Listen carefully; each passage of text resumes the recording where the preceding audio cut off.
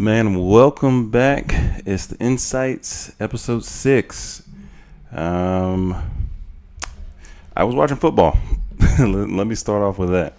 I was watching football, start of the NFL season. It was the Ravens versus the Chiefs.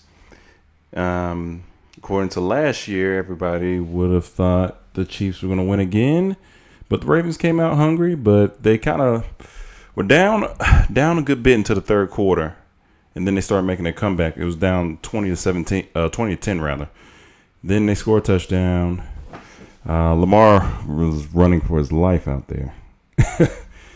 He really was. It was like, ooh, they need to work on their offensive line. Because the run game, which looked pretty decent early, wasn't that effective near the end of the game. And that's really the real reason they got Derrick Henry. So if you can't use Derrick Henry, what was the point of getting him? Because they didn't really use him like they should have, just being honest. Let's see. Lamar played well. He missed 2 throws at the end of the game. One throw he made. So the game came down to basically the last 5 seconds of the game. And so, but before that, Lamar missed 2 throws, which would have tied the game, more than likely taking the game to overtime. But one of the throws he made, Isaiah Likely, by the way, balled out. Zay Flowers balled out today for the Ravens. Mark Andrews really didn't do anything, and he's on one of my fantasy teams. So, need him to. He used to be Lamar's favorite target. Isaiah Likely was looking like his favorite target now. So he's probably going to get picked off if in redraft. He's going to get picked up on probably everybody's waivers now. So, and yeah, people probably going to start the trade for him if they haven't already. But Patrick Mahomes, does what he usually does. He has Xavier Worthy, who I wasn't particularly high on, but in that offense looks great.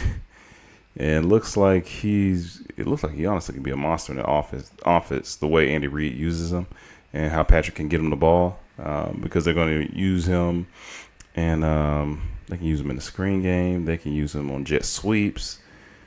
Yeah, it doesn't really matter how you use him. And then if a play breaks down, he's so far down the field, and Patrick Mahomes already has a great arm that he can get him basically any pass to Xavier Worthy. You can't outrun Patrick Mahomes.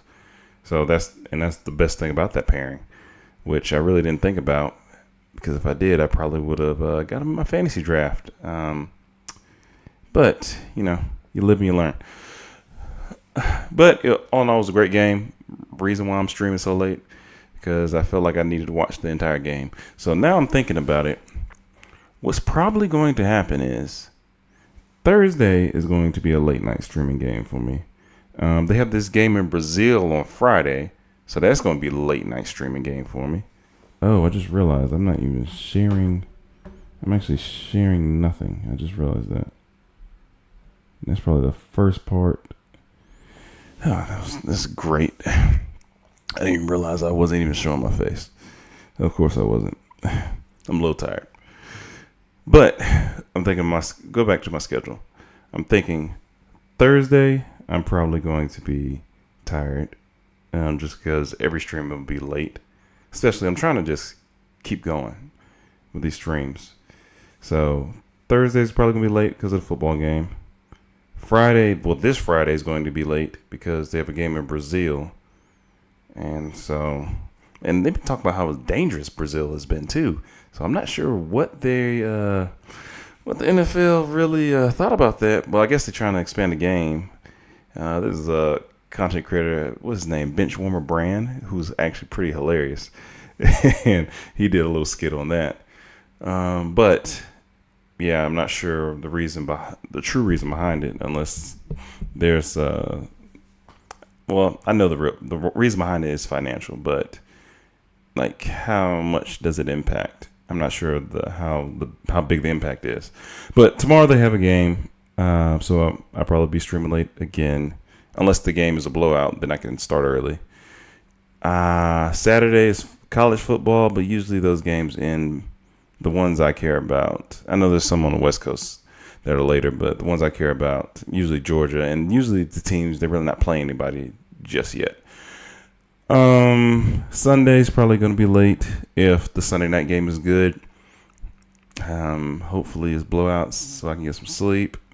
But if not, I'm going to watch a good game, and then I'll come on here right after. And some of these streams might be a little shorter, depending. Did I have anything planned today? I have one thing planned, but I don't even know. Yeah, no, I have one thing planned. But I wanted to think about, because one of the yesterday on the live, I did a thing where I was looking at Shaq. But I was thinking I could potentially do a little bit more of that. But I'm not truly sure, because that play that was offensive foul, I truly don't think it was. I'm interested to see what everybody else does. I posted tomorrow. I posted tomorrow as a short, and we'll see if I can convert it to a long form. I have to figure that out, but I'm just gonna keep streaming, figure it out. Let's say I know there's somebody that likes my style, talking sports.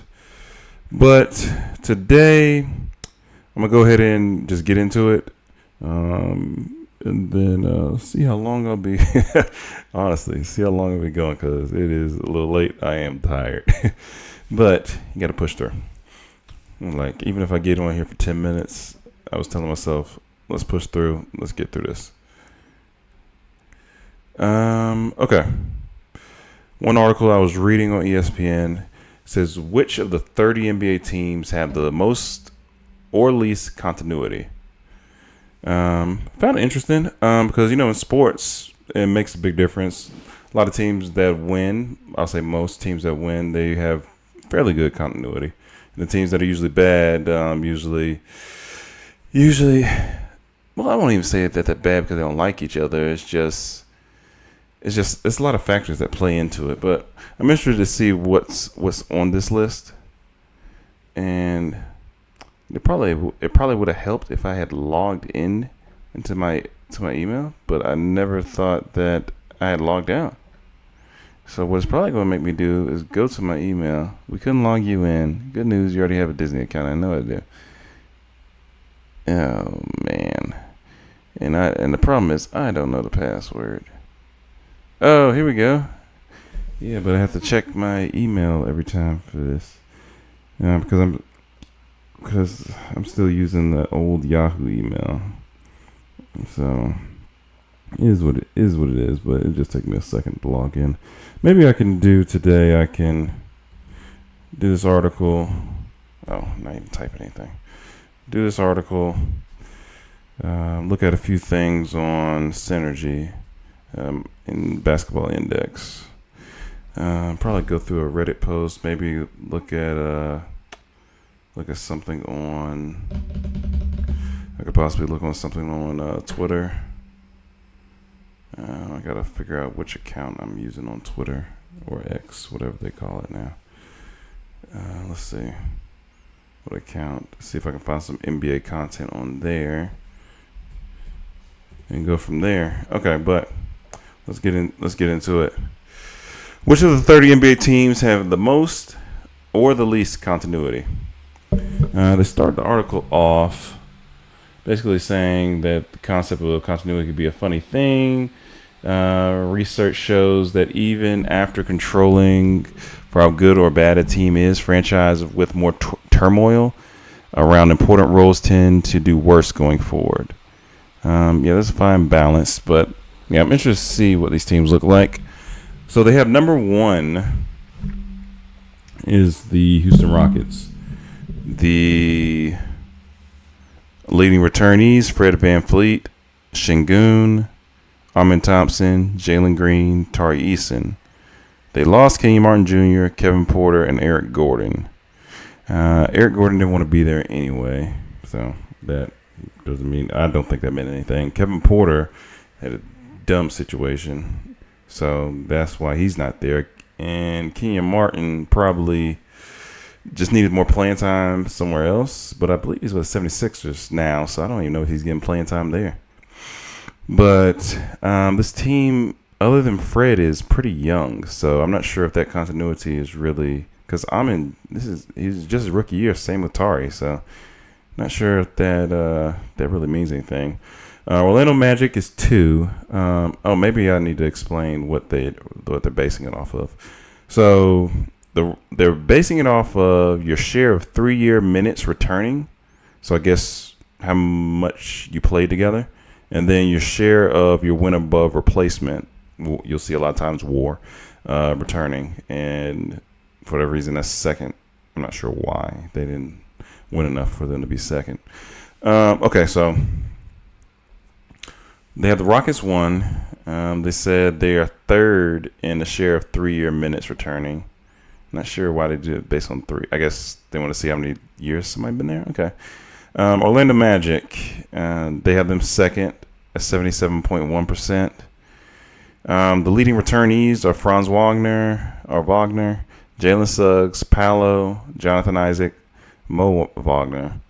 They lost Joe Ingles, Markelle Fultz, and Mo Bamba. Well, I guess technically if they wanted to have Markelle Fultz and Mo Bamba back, they could, but I just don't think they got signed. 3 is the Celtics. They have them 80% first. Jason Tatum, Derek White, Jaylen Brown, Al Horford, and Sam Hauser. Okay. Lost Marcus Smart, Robert Williams. So I'm not really sure if this correlates or not for real. Because I'm like, what is... I think I have to dive a little deeper. I thought this was a little bit more interesting than I thought. Because so they have Oklahoma City 4. They have the Lakers 5. But I don't know if this necessarily constitutes to winning. I guess if the Rockets do well, maybe. Rockets have to do well, but then the Lakers have to do well too. But the thing is, they have the Lakers 10th in the 3-year minutes returning. But I guess WAR, they have them number 1. They have LeBron, AD, Austin Reeves, D'Angelo Russell, and Rui, but they're trying to get rid of Russell, so that might not matter. Then they have Thomas Bryant, who hasn't played there in at least 2 to 3 years. Troy Brown, same with him, and Malik Monk. So I don't think that really affects anything, just being honest. With this team and with the Thunder, they lost Giddey and Lindy Waters and Isaiah Roby. So Giddey might be the only one as far as continuity purposes, but he didn't play well last year because Giddey needs the ball in his hand. But Giddey is also not that efficient of a player as well. So, maybe that's what I can do. I can go through a team and just look at efficiency metrics. And what I can do, I can start with the Atlanta Hawks so I can explain to everybody what I'm looking at. So I have the Lakers. And they're number 5. Okay, the teams that have the least. They have the Washington Wizards. They're 28th in minutes returning and 30th in WAR. Leading returnees, Corey Kispert, Jared Butler, Marvin Bagley III. Didn't Marvin Bagley just get there? Leading losses, Denny Avdia, Kristaps Porzingis, Daniel Gafford, Bradley Beal, and Delon Wright. Yeah, but that happened last year. Not this year. Okay. Not all of these happened. Okay. Interesting. Okay. I think the Wizards are just going to be bad because they're bad. I don't know if it's a continuity thing. They just don't have a good team. Toronto Raptors, they have them tied for 28th. Returnees, Scotty Barnes, Pirtle, Chris Boucher. They lost Pascal, Gary Trent Jr., OG Anunoby, Fred VanVleet, and Dennis Schroeder. I think everybody other than Dennis Schroeder, they lost a lot of talent there. Dennis Schroeder, not saying he's not talented, just they didn't really use him for real. They have the 76ers on here. I don't think this is going to matter at all. They say Joel Embiid, Tyrese Maxey, and Kelly Oubre are their leading returnees. Leading losses, Tobias Harris, DeAnthony Melton, James Harden, Paul Reed, and Nicholas Batum. So, I don't think it's going to matter with the Sixers. You have the Brooklyn Nets, Nick Claxton, Cam Johnson, Cam Thomas. Excuse me. They lost Mikal Bridges, Kevin Durant, Kyrie Irving, Royce O'Neal, Spencer Dinwiddie. Was James Harden not part of that? Okay. They do have a lot of bad teams on here. Charlotte Hornets, they're 26. Let's see. Miles Bridges, LaMelo, Mark Williams. They lost Terry Rozier, Gordon Hayward, Kelly Oubre, Mason Plumlee, and Jalen McDaniels. Then they have a nice little list, I guess, explaining the overall ranks. Honestly, I'm not sure if this matters really too much because they have Sixers tied for 28th. And we know the Sixers are going to be a playoff team. And then they have the Rockets number 1. And we're not even sure if the Rockets... Now, if the Rockets wind up being a playoff team, then I think this would be some good data to look at. And then if the Sixers became like a bottom or play-in team, then I feel like this would be a very good data to look at. But that would have to happen. Even the Suns are on this list. They're tied for 21st. Knicks 19th. Yeah, so I'm not sure what relevance this list really has, just being honest. But that was cool, went through an article for no reason, just being honest. Yeah, it really doesn't have any relevance if the team is going to be good or not. Because some guys haven't played together before, that would be like saying the Miami Heat back in the day, since LeBron, D Wade, and Chris Bosh never played together, that they weren't going to be good. Yeah, it doesn't matter. I say they'll figure it out. You have some of the top players in the world; they'll always figure it out. The talent with hard work and some effort is usually going to play itself out.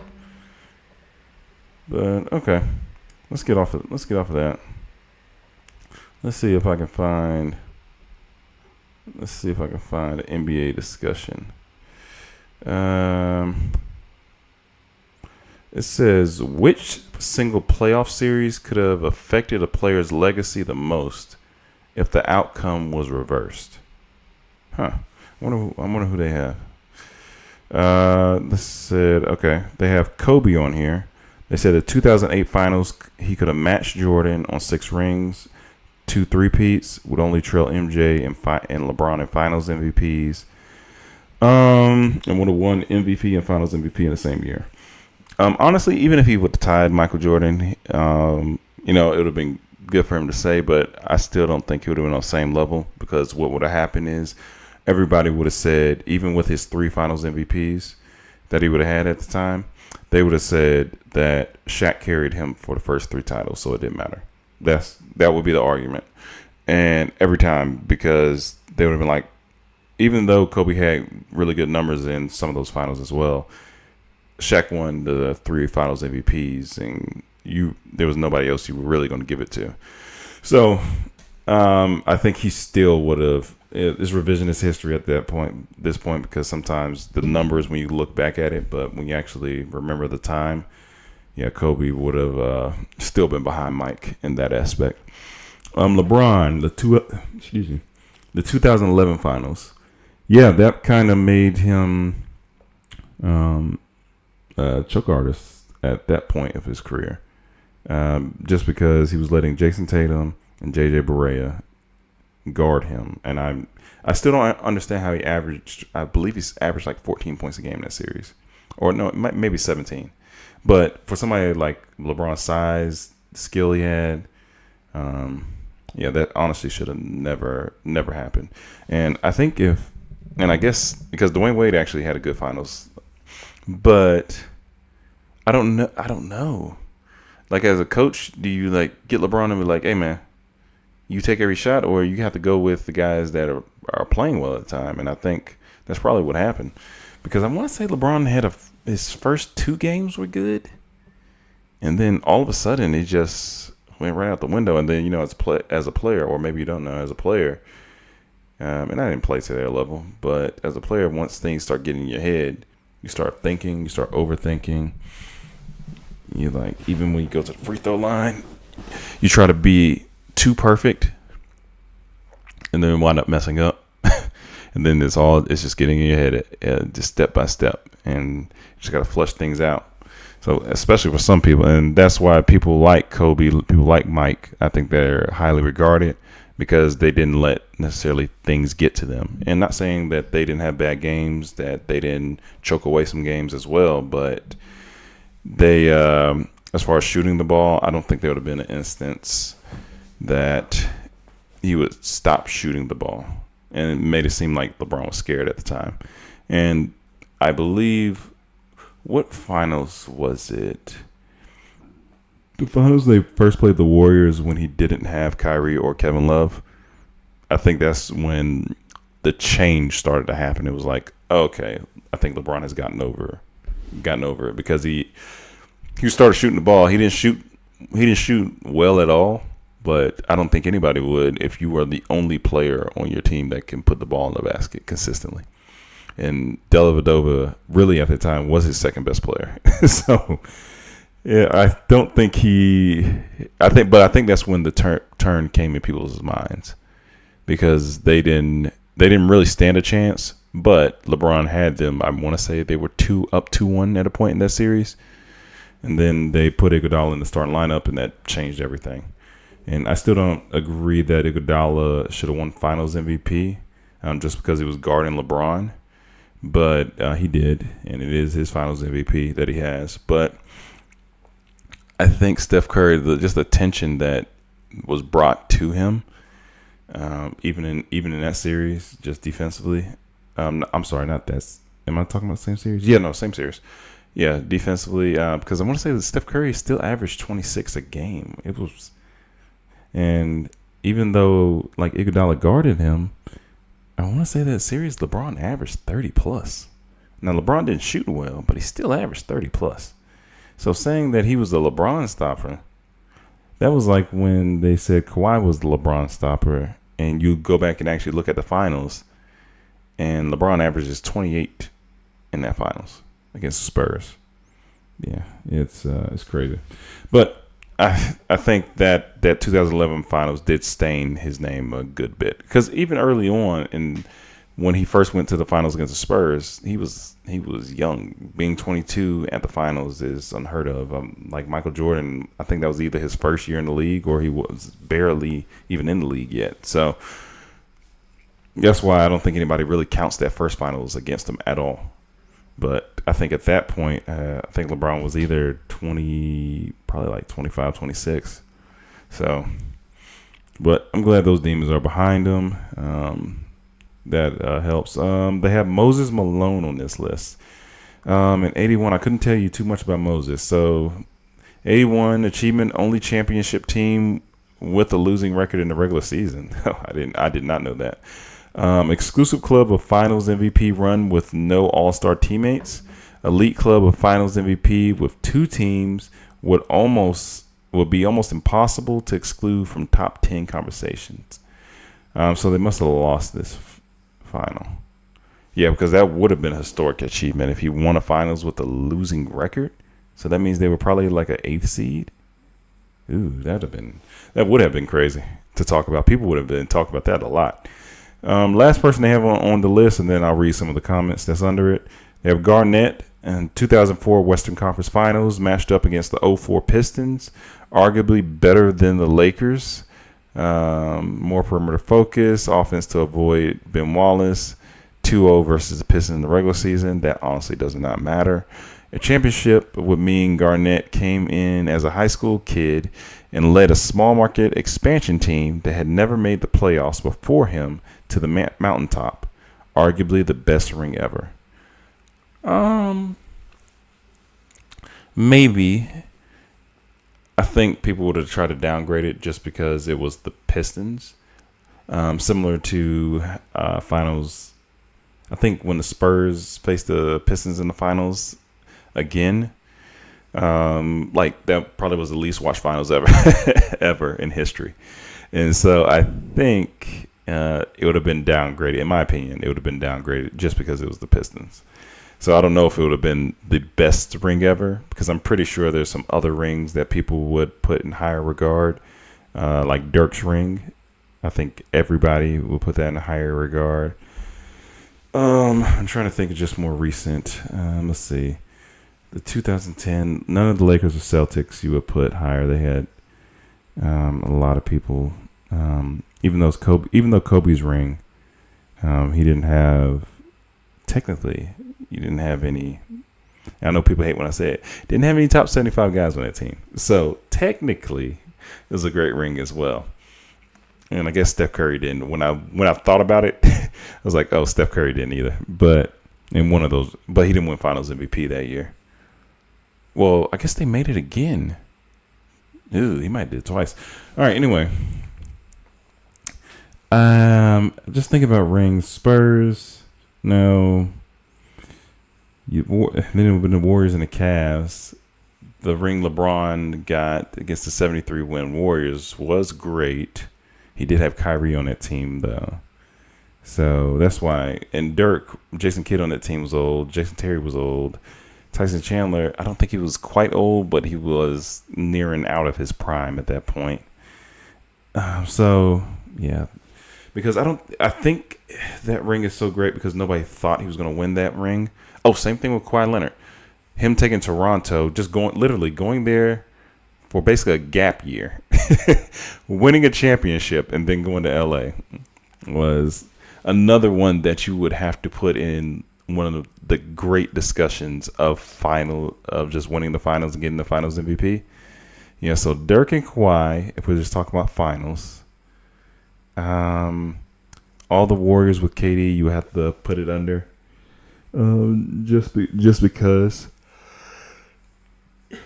And honestly, what Kawhi could say is he won the Finals MVP over the Warriors with KD, Steph, and Clay. Now, there were other circumstances because honestly, and maybe that's why it's not necessarily the greatest because KD wasn't there. Clay wasn't there. Clay got hurt. Clay was there for a good bit of it, but Clay looked like he was about to take that game to Game 7 before he got hurt. And then basically just ruined Clay altogether because he kept getting hurt after that. But yeah, right now I think I might have Dirk. Even the Pistons, just because nobody expected them to win that finals back in 2004. That was a great finals for like just saying how great of because I guess since they was underrated, you would think, okay, because everybody had the Lakers. I was young at the time. I still had the Lakers easily.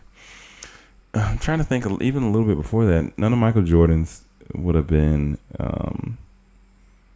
great except the first one when they played the Lakers. But that Laker team didn't have Kareem. And Kareem, even if they did have Kareem would have been, 42, 43. So... yeah, Dirk right now. I really have to think about it. Just because Dirk was like a one-man show. And not necessarily. I know Jason Terry was there. I know Jason Kidd was there. I know Tyson Chandler held it down in defense as well. But Dirk was the reason they got there. And he was the reason they won that thing.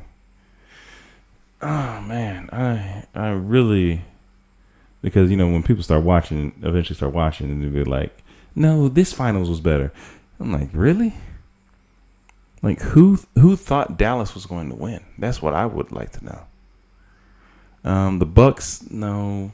Because the Bucks over the Suns, it was two teams that really never made the finals before. So, it was a great win, but I wouldn't put that up there. Yeah, I'm trying to think about the past finals. Steph Curry's against the Celtics was great because nobody thought they would make it that far without KD again. Like, they would never get the finals again then for them to win it. The Celtics this year, no. Yeah, I feel like their path was, they were just a great team. Let's just put it like that. They were a great team. They were going through teams in the playoffs. Who won the year before this one? The Nuggets. They played the Heat. So it was, if they would have played the Celtics, maybe they would need to play a juggernaut team. What would have to happen is a team wouldn't have to play a juggernaut team. So technically Kobe, but you still have Pau Gasol. But let's just run down the order of that finals with Kobe. Okay, in my opinion, Kobe is the best player in that finals. Now, you have, who would you put next though? You would put the big three Celtics before any other player of the Lakers come, and you could damn near put Rondo. But I don't know if I put Rondo before Pau Gasol. But Rondo had a major impact. I do know that. But I don't know if I put him before Pau Gasol.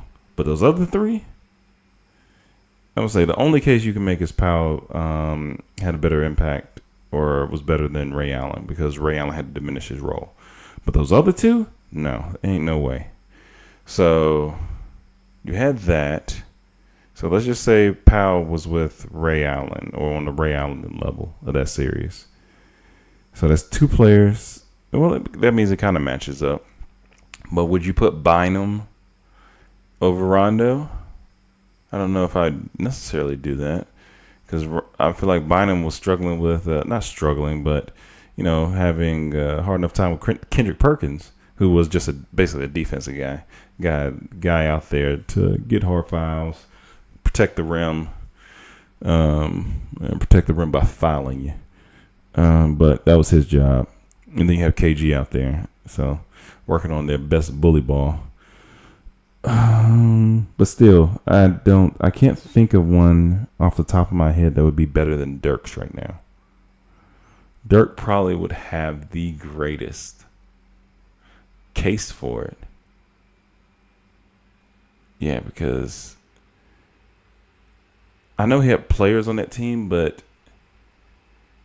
there's no way anybody could tell me, other than anybody on that team, that the Dallas Mavericks were going to win.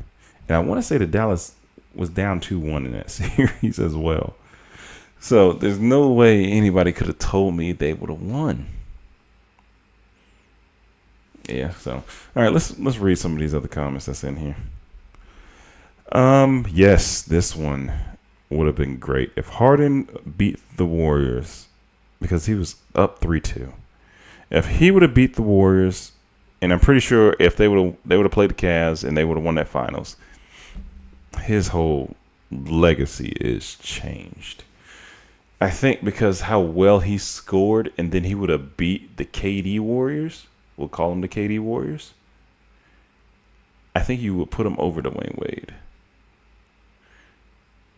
And I think because even though Dwayne has three titles and he would have had one, but James Harden for a stretch there felt like the greatest offensive weapon that basketball had ever seen.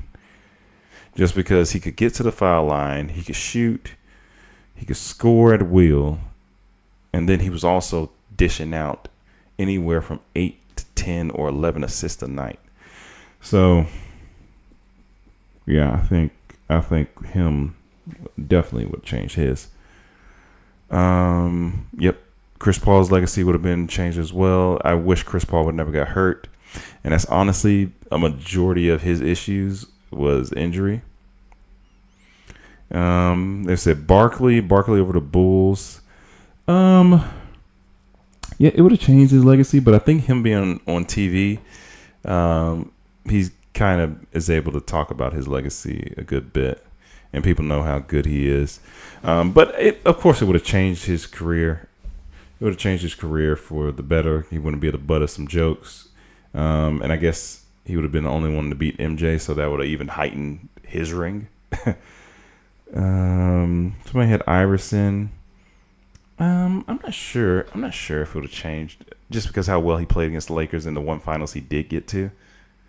Of course, if he would have beat the Lakers, that would have been great. But I think so. Like somebody like James Harden, he's known as like basically choking in the playoffs. His worst performances come in the playoffs, it seems.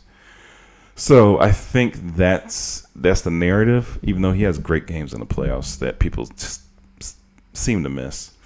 But I think somebody like Iverson, who always plays hard, I don't think that really changes the narrative about him. Like Chris Paul, he's always injured in these moments. So that's the kind of the narrative on him. Barkley, I was just being born at this time, so I wouldn't truly know if. I don't think he was a choke artist. It didn't seem like he was. I know he didn't shoot the three ball that well, but I don't think it changes too much on Barkley. It's just a narrative on Barkley. Yeah, somebody else put Iverson versus Lakers. Now, does it enhance the career a great bit? Yeah, it does. But I don't think it really changes anything. Let me ask a question. It says, which single playoff series could have affected the player's legacy the most? I don't think it affects Iverson's legacy. Just because we know how hard he plays. I think somebody like Harden, like everything that he's done in the playoffs so far, if he could have got a ring at that point in time, because he had the Spurs series where it seemed like he just left. OKC when they played the Heat, and that finals it seemed like he left, and so he was kind of being known for that. So if he won that finals, I think all that gets washed away. All of it. What else was I just about to say? Somebody else just popped up in my mind. Man, I just lost it that quick. That's fine. Let's see. I said somebody said if Michael Jordan would have lost in '96, it would have changed his legacy because there would have been the best team of all time, and he wouldn't be 6-0 in the finals. Yeah, but I think he was such an iconic figure. It doesn't change his legacy. And I think they're missing legacy, the word legacy. It's not changing that since Duncan is 5-1, he could have been 6-0. I think Duncan's still in the same stratosphere of player. He does match Jordan, but I'm not looking at Duncan any different. Same with Tony Parker. I'm not looking at him different. I'm not looking at Kawhi different. LeBron, that case for the GOAT case, beating the Warriors. Well, honestly, the 2011 finals was basically killed it for him for the GOAT case.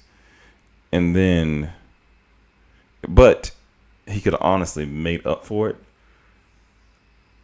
Beating the 73 Warriors is cool, yes. But beating the KD Warriors, if he was able to beat them, yeah, greatest player of all time. Because that team was too powerful. They were walking through the regular season just to get to the playoffs. The only team that had a true shot at beating them were the Rockets. And then it fell apart. Chris Paul got hurt. What's it? The Kings. Yes, I think their perception is a lot different if they would have beat the Lakers back in 2002. Yeah, they would have been. And Mike Bibby was just talking about it because it was the foul game. I think, how many fouls did they have in that fourth quarter? I think it was like 30. It was something crazy. But if they win, and I was pretty sure they would have won in the finals, because who would they play in 2002? The Nets? Yeah, I'm pretty sure they would have won. And everybody, Chris Webber, Chris Webber's legacy has definitely changed. Mike Bibby, he was a good player, but he wasn't necessarily a star player. So, just talking about stars, his legacy has changed. Somebody just put on here the 2018. If Bron beat the Warriors, it wouldn't have been by himself. Kyrie was still on that team. But no, not in 20. Let me think. Oh no, you're right. He's right. In 2018, because Kyrie would have been gone with the Celtics. Yeah, if Bron would have beat that team by himself, oh yeah, I think that GOAT argument would have been done. Yeah, because there's no team. I don't think there's a team in NBA history that would have beat that Warriors team just the way it is. I think the next best team, in my opinion, is that Shaq and Kobe Lakers. Not that first one. I want to say either the one that beat Iverson or the one that beat the Nets. I want to go with the one that beat Iverson, though. Just because Kobe was a little bit more experienced at that point in time. I think there's another good one that's on here too. But I think those are the best two. Well, best three you would throw in Jordan's team. but then you can start throwing teams in the past. I honestly think that Warriors team is the best team. There's nobody, you can't guard them. The problem, and the only reason I say the Lakers because you can't guard Shaq. They can't guard Shaq. Nobody can guard Shaq. Not at that time. So that's the only problem. But they will bring Shaq to that perimeter. The only thing is, Shaq could just help off of Draymond if he wanted to. If Draymond's playing the 5, he just helps off of Draymond. Because I forced Draymond to take a shot. If Draymond kills me in this series, he's just going to have to kill me. But I'm going to keep Shaq close to that paint. Yeah, I would say, and Draymond's just going to have to kill me that series. That's all that would have to be. Pippen, this is a good one. Because Pippen was close to winning that championship without Jordan. If he would have won a championship without Jordan, honestly, I think that would have lessened what Jordan did. Because now you realize, oh, we can win without you. Especially that first year without him. Oh, we can win without you. We didn't need you to win. You, of course, you enhanced us. You made us the Warriors, the Golden State Warriors. But, or the Boston Celtics back in the day. Or the Lakers back in the day. But we didn't need you. So I think that would change Pippen's legacy at all. Big time. I do. Yeah. Oh, and somebody said, doesn't this weaken Jordan's GOAT status? It definitely would have, if that would have happened. Chris Paul just needed 2 more wins. Yeah, he would have needed 2 more wins. Durant versus the Bucks making the finals again.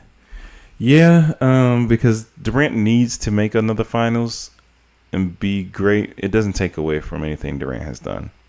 In my opinion, it doesn't take away, but it could only help him making the finals without the Warriors, because the Warriors made the finals without you and won still. Because it makes Draymond's rant even more prevalent. Basically, we won before you, we won with you, and we're going to win without you. So I think that had a big change.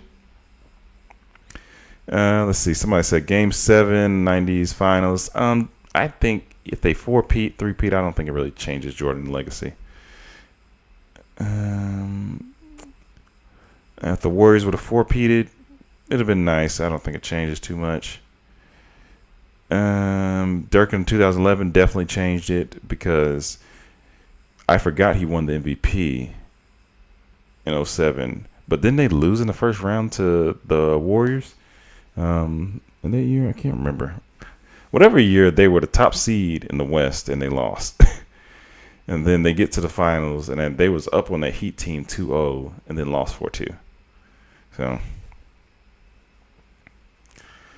yeah. Yeah, that was interesting. That was an interesting discussion. I liked it. Let's keep the NBA discussions up. Okay. What do we have fun on here? A talking point. Let's see. It says Gobert responds to Shaq. Heads up, if you don't know, Shaq doesn't like Gobert. All right, now let's continue. Gobert responds to Shaq. It's, my computer decides it going haywire, or I just unplugged something. Hold on just a second. Oh, man, that's not good. So if I unplug something, that means my camera isn't going. And that means I might not be connected to anything nice.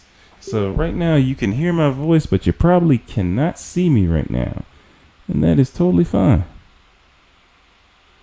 Yep, I just realized I'm talking to myself. This is just great. You know, the adventures of staying up late at night, getting stuff done. Here we go. I'm back. All right. And honestly, that was me. I kicked the cord, didn't think about it until I heard my computer beep. So, getting back to it. Gobert responds to Shaq. And again, Shaq doesn't like Gobert. It is sad to see someone that has accomplished as much as you did, Shaq, both in sports and in business, and still be triggered by another man's finances and accomplishments. I get the entertainment part, but unlike other folks, you don't need to say that stuff to stay relevant.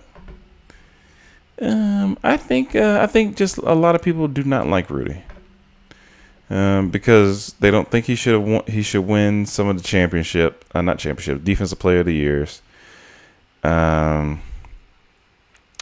don't think he should be considered this great defender, because people say they're not scared of him, which isn't necessarily all the way true, because some people don't go into the paint on Rudy. The defensive metrics and numbers show it. Rudy is actually one of the top defenders at the center position. I think people just don't like him as a person, and that's fine. But when you actually look at the numbers, he is a good defensive center. Now, when you take him to the perimeter, that's not his game. He's not good at that, and that's kind of clear. And that's why when they put him in that pick and roll and get him on that island, Rudy usually isn't that good. So that's the reason. And actually, believe it or not, I have a clip here. Let me see if I can start this thing. Let's see if I can start this thing at the beginning. But let me make sure. First off, I can hear. And let's make it full screen so we can see it. But let me make sure I can still see me. Perfect. All right, let's go ahead and listen to this. And I just learned some, but I learned some, folks. I think no, I didn't. NBA player. Rudy Gobert. Wait, start it over. Walt NBA player. Rudy Gobert. Oh my God! I knew he was gonna say Rudy Gobert. Really? He's worse than Ben Simmons. I think this is his son. Another bum. Oh wow! Oh wow! He's going at people today. I'm sorry to Rudy Gobert and Ben Simmons. No, because I'm gonna tell you what. Okay. You signed a contract for $250. Show me $250. It's the reason why. So, I can agree with that part. I didn't understand why he got $200 million for a defensive player a year, because Marcus Smart won a defensive player of the year. He didn't get $200 million. I'm pretty sure there's other people. Who else? Well, Rudy's won like 4 of them. Maybe that might be the reason. Now, I will say Drew Holiday did get paid. He didn't get paid $200 million, but he did get paid for his defense. But Drew Holiday at least can score the basketball. It isn't scared to score the basketball. But I guess you can't teach 7 foot. That's probably why I got 200. But like, I know Shaq got paid for his day, which is good. But at the end of the day, the man made his money. I walk funny and I can't turn my neck and I can't do it because I played for my 120. So you got guys like him that the system over, they're making all this money and they can't play. So I don't respect guys like that. Like every time I make these comments, people think I'm hating, but these are facts. You got teachers, you got firemen, you got doctors who have real jobs and don't get paid shit. Well, what else? What I will say about that, and I'll go back full screen because you never know what Twitter has on here. What I'll say about that is, I see what Shaq is saying. But I am pretty sure. Let me start with this. If somebody's offering me $200 million, I don't care if I'm good. I don't care if I'm the worst player in the NBA. I'm going to go ahead and accept that contract. And if if I play terrible, oh well, I'm going to take my money. Let's start off there. I'm not going to just say not to take my money because I'm not necessarily worth something. Somebody sees value in me. Somebody's going to pay for it. I'm going to go ahead and take my money. Now, another thing. I don't believe Rudy doesn't play hard. Ben Simmons is another story. Rudy, I think he plays hard. I just don't think Rudy is as good at. When I think of a defensive player of the year, I think of somebody that can affect all assets of the game. So, defensively. And by the rim, Rudy definitely can do that. Perimeter-wise, a good ball handler? No, he's not going to. But if you think about it, no star, nobody can really guard a true superstar. Maybe Kawhi at a time, but even Kawhi wasn't shutting down somebody like LeBron. He's not shutting down KD. So I don't think, honestly, I think Rudy plays hard, and you could tell by the shape he's in that it's not like he's being out there lackadaisical. And I understand what Shaq was saying about him not necessarily. There are people with real jobs out there, but I think sometimes the older generation, which Shaq is at this point, forgets that when like Shaq came out and said that he wouldn't train during the summer because he knew Kobe had it and would just play himself into shape. So I don't know. That's what I say. Is a lot of this is revisionist history, because in his mind he's playing hard, but he's not training to play hard. So and then which leads to injuries. I would say he didn't really stay in shape, and I think Shaq is one of the greatest players of all time. Me personally, in my opinion, I would probably. I'm trying to think. Mike, Kobe. Well, probably LeBron's in there too. Mike, Kobe, LeBron. No order, but Shaq would be up there too. I have a hard time for me saying Shaq would be outside my top 5 because all the older guys, other than Kareem, I would have a tough time saying Shaq would not be able to beat them. Just when I look at their games, even somebody like Wemby, Shaq would go right through his chest. And I know Sean Bradley's not like Wemby, but it didn't matter about the height, just being honest. Yeah, I would say if you didn't have enough size, yeah, it didn't matter. Shaq was going through you. Let's think a little. Yeah. But we'll say first off, Wemby's not. Let me go ahead and say Wemby's not Wemby. I'm sorry. No way to think Wemby. Gobert is not one of the worst players in the NBA. Ben Simmons acts like he is, even though he has talent. But yeah, Ben Simmons is a guy. I don't know. I know he's been injured and whatnot, but Ben Simmons acts like he doesn't. Well, acted like he doesn't want to play. I don't know what he wants to do now. I think he's coming on the end of that deal. And what I don't get about some guys is like somebody like Ben, right? Ben's been hurt. I think he's had the back injuries or whatnot. But let's say he hasn't had anything. It seems to me like you would keep playing to get another contract and keep getting more and more contracts until your body can't handle it anymore. Now, if Ben's body can't handle the pressures or the rigors of the NBA anymore, I truly understand. I would say even if your body breaks down on you when you're 27, 28, hey, it's a tough game. It happens to certain people. Everybody is not built like LeBron. You're not built like Vince Carter. KG can't play 20 years. What's the dude that was with the Spurs before he won his championship? I can't even think his name, but somebody like Robert Parrish, I believe, played 20-some years. So people aren't built like that. Some people might only be able to play 6-7 years before their body's like, I'm done. And some people less than that. But I think Ben Simmons, for me, the moment was when Trae Young was under that basket and Ben Simmons didn't shoot that layup or go dunk on Trae Young. Now, as a Hawks fan, I was happy because I didn't want that to happen. But as a basketball fan, you could see how shook he was that he wasn't even willing to go in there and shoot a layup. And I think that's what frustrated the 76ers. The organization, Joel Embiid. I can't remember Tyrese Maxey was on that team. But that's probably what upset Jimmy Butler. I'm pretty sure JJ Redick was upset about it as well. But I want to say he played better with JJ on the team. But I'm pretty sure I could see Jimmy being upset about that. Yeah, him not being able to shoot or trying his hardest not to shoot.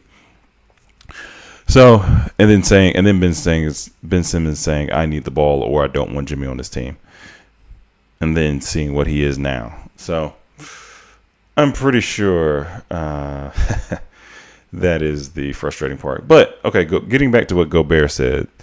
Gobert said says that sad to see that you accomplished so much as you did, both in sports and in business, and still be triggered by another man's finances and accomplishments. I get the entertainment part, but unlike other folks, you don't need to say that stuff to be relevant.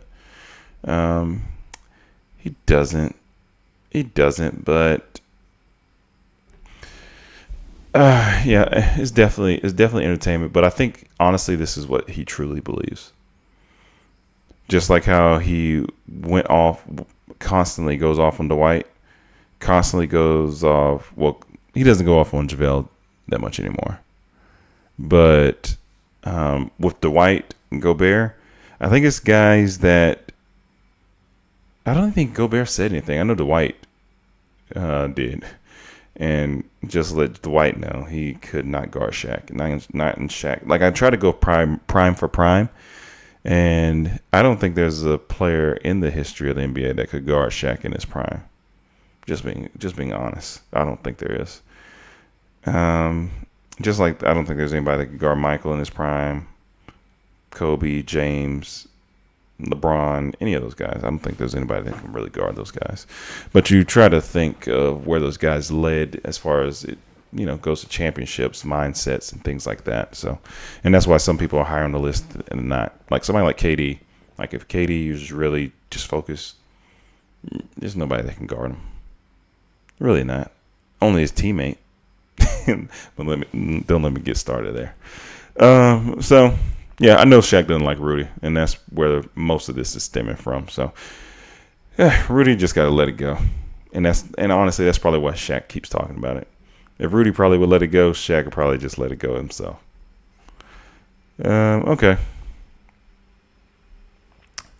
Oh man, they did a meme where, hold up, I try to make sure I do most of these things full screen, but they did a meme. It's actually pretty funny. So, to get the context, similar to what I was talking about earlier today, Isaiah Lake likely made a catch, and his toe was out of bounds, and that's the reason they didn't go to overtime. Actually, they weren't actually going overtime because Harbaugh was going for 2. So either they was going to win or lose in regulation. But yeah, his toe was on the line, and just like how KD's toe was on the line, which could have basically won the game. So that's what this little meme was showing right here. But let's see. Let's keep going. I'm trying to see if there's anything on this. I wish I knew more about the WNBA. But let's listen to this, because I talked about and bigged up, Caitlin Clark, but Angel Reese is another person who needs a lot of respect and a lot more respect than what she gets. Because I talked to my brother a lot about this. So Angel Reese gets hate because, and it happens a lot in the women's game, and I think people that don't watch don't realize she misses a lot of layups. Just put it out there. She does. She misses a lot of layups.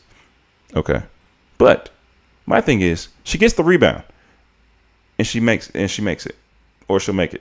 So my thing, what I was trying to explain to him, and which in turn I'll try to explain to the viewers, is that Angel Reese has her legs, her lower body must be very strong for her to be able to battle in there and rebound. But then her second jump as a woman has to be pretty good too. Because I don't care even if you know where the ball is going, you still have to be able to go get it. And Angel Reese is probably 6'2", 6'3". I'm gonna say there's centers in that league that's 6'4". There's some that's 6'6" in that league. And it's not like Angel's like bulky or anything like that. But the way she's able to play, the way she's able to move, and I knew in college, because there's one thing, if I don't know anything else, there's one thing that translates from college to the NBA and the WNBA. It is rebounding. If you rebound well in college, I am for certain that you will rebound well in the NBA, the WNBA. Because I remember when, I think Charles Barkley was saying Zion should average, I think at least 20 and 10, right? But if you look at Zion's college numbers, Zion didn't average 10 rebounds in college. Believe it or not, I think he averaged 7 or 8. And like somebody like Charles, he would have averaged probably like 12 or 13 rebounds in college. And then you see it translate in the NBA. Same thing with somebody like Shaq, somebody like Tim Duncan, Drummond. He's another guy. Rebound well in college, rebounds well in the NBA. It translates, and that's, for whatever reason, that's the one thing that translates really well. So I was telling him before, like, their season even started, that she would be a good rebounder. If she did nothing else, she would be a good rebounder. And, you know, it's a different speed, but different level. But I knew just based on, I think I heard the fact from someone else before. I don't know who it was, but, you know, that's what I do. I try to check facts or debunk things, see what's true, try to figure things out on my own. That's the one thing that stays pretty constant. I realize if you rebound well at any level, it seems like that continues. I think it's a motor thing, and she definitely has it. But Angel Reese should get a lot more props, just because the college rivalry between her and Caitlin Clark is what sparked Caitlin becoming so big. But also, she became a household name too because she won that championship for LSU. Now, I think where she gets smut on her name is, I think, some of the antics that took place in that game. But, you know, it's competition.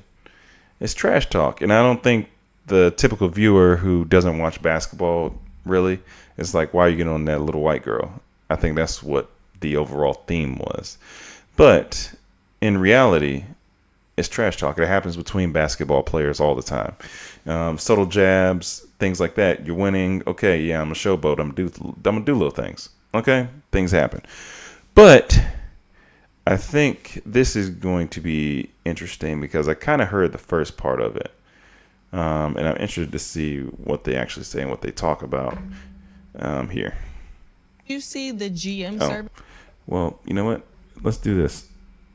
Because I'm on a Twitter thing right now. Let's actually show it.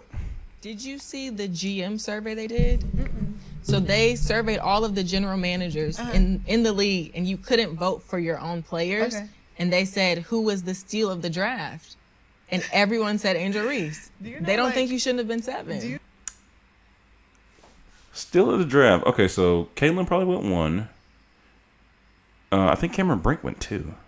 And she tore ACL because she was doing well as well. But Cardoso went over her, I believe. If I remember right, I think Cardoso actually went over her. You know, like... Let's see. Players on other teams, like, say, like, I wish we drafted you. Really? Yes. Like, that's teams crazy. that have drafted, that were above me, that the players that got drafted above, and it was nothing against their rookies that got drafted, but they were like, I wish we were teammates. I wish we drafted you. Yeah, it's because how she plays. Because if you think about it, as a guard, she's probably one of the perfect people to play with. Because if you honestly think about it, as a guard, no matter what shot you put up there, you know there's a chance she's getting the rebound.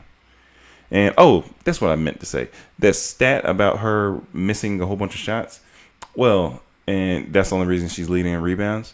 Well, there's a stat out there that shows, and I forget but I need to follow them just so I can keep up. I think it's not StatMuse. Maybe it's StatMuse. But they showed if they took out all of the rebounds Angel Reese got on her all the rebounds she got on her misses, I think she still leads the WNBA in rebounds. So, just to prove Angel Reese is a good rebounder with or without the misses. But let's keep going with the video. And it's like, it feels really good to know like vets really want to play with me and love me and really respect me and respect my game. Like, they tell me all the time, you're going to be in this league for a while. Just because of how hard you work in your grind. So I love it here. I love the league. I love the W. It's growing. There's still some bumps for sure. Of course. Definitely some bumps still, but we're in a good place right now. Yeah. They Yeah, I think with their league getting basically 2 stars to come out. Of course, I'm gonna say everybody's star level is different, but having 2 stars enter this league and just help propel the game even higher. Yeah, it only helps the game. It doesn't hurt the game like how people are trying to make it out to be. Let's see. Jason Tatum's on the cover of 2K25, which I haven't played in a long time. That's cool. But this is sports are growing. Look at this. It says over the last 30 regular season games, the WNBA's average live viewers have surpassed the NHL. 22.7 thousand to 20.6 thousand. Basically, they're doing the last 30 WNBA games versus the last 30 NHL games. The problem with the NHL is usually the colder cities is the cities that are attracted to the NHL because they grew up on it. Like, because we don't have hockey. If we do have ice rink down here, it's for fun. It's not usually to actually play hockey for real down here. So, yeah, Boston, New York, places like that probably would have more hockey. I would doubt they have hockey out west. I think they have the Kings out there, but I don't think people are really playing hockey like that. I could be wrong, but I don't think people are playing hockey that often. But it is 1:00. I'm going to go ahead and get off of here. I know I said I was going to show some data and whatnot. I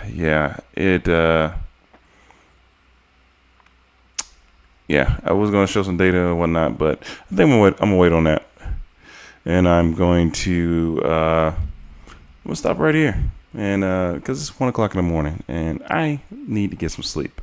I got a lot of stuff to do in the morning. So, all right, guys, this is fun. Hopefully I'm not up too late tomorrow. Hopefully I can get this done a little bit quicker. All right, till next time. Bye. If I can figure out how to